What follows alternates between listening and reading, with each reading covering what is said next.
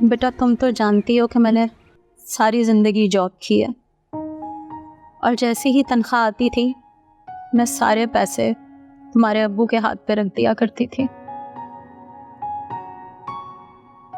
मैंने कमाई भी की, घर की जिम्मेदारियां भी उठाई और तुम्हारे अब्बू की गालम गलोच भी बर्दाश्त की।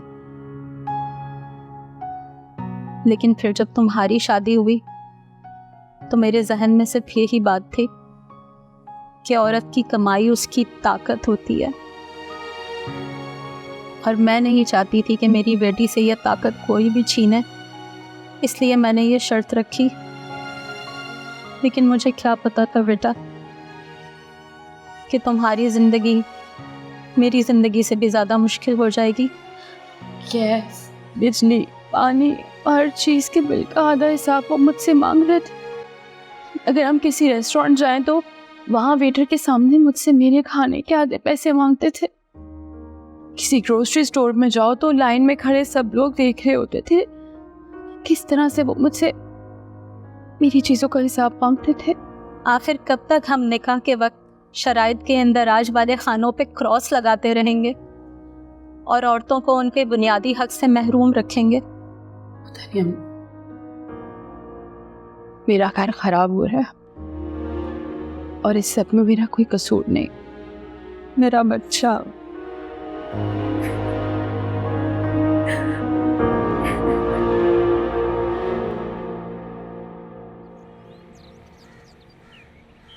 भाभी नजर नहीं आ रही मोहसिन।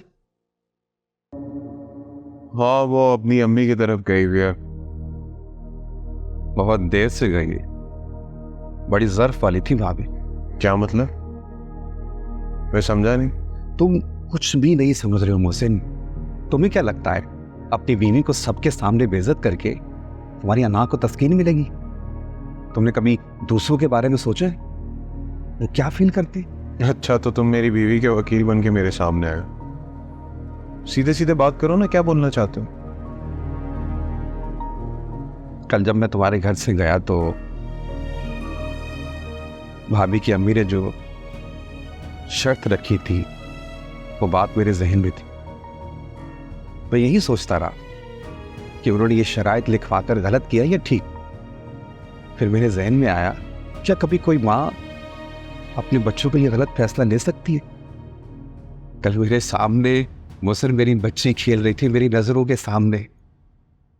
मैंने उसे देखा। अचानक मेरे जहन में आया कि जब मैं इसको रुखसत करूंगा तो उसके तहफ़्फ़ुज़ के लिए अगर मैंने निकाह में कुछ लिखवाया तो तुम जैसा इंसान मेरे सामने आ गया तो मैं क्या करूं? अरे इकराम, तो ऐसे बोल रहा है जैसे मैंने बहुत जुल्म किया उसके ऊपर। ऐसा भी क्या कर दिया मैंने? अना परस्त इंसान जालिम से बुरा हो। तुम अपने दिल पे राहत रख के बताओ मुझे, जब से तुम भाभी को ब्याह कर लाए हो कौन सी जिम्मेदारी पूरी की है तुमने? तो उन्हें क्या लगा था मैं फायदा की ये अखराजात नहीं उठा सकता? बीवी की जिम्मेदारी, उसके अखराजात का ख्याल रखना तुम्हारा हक है, तुम पर फर्ज है। ये फायजा का पैसा है, उसका दिल माने वो तुम्हें दे या अपने पास रखे। और ये सब कुछ जानते हुए भी तुम क्यों फायजा की और अपनी जिंदगी मुश्किल में डाल रहे हो? जिस राह पर तुम चल रहे हो ना, इस राह पर सिर्फ घर टूटते।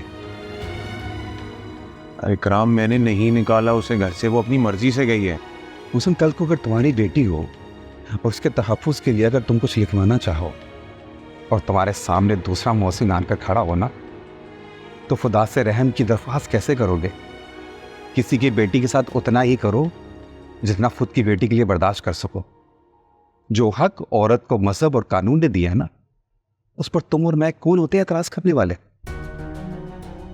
हम निकाह की शराइत के ऊपर कांटा लगाकर अपनी मर्दानगी का सबूत देते हैं, मगर सच तो ये है जो औरत लिखवाना चाहे वो लिखवा सकती है, फिर मर्द उसका साथ दे तो बात बनती है।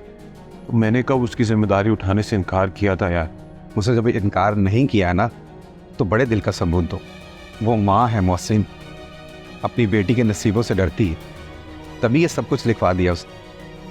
और तुमने ये सब कुछ करके उसका डर यकीन में बदल दिया। बोल कहानी अपनी जुबानी, हर चेहरा है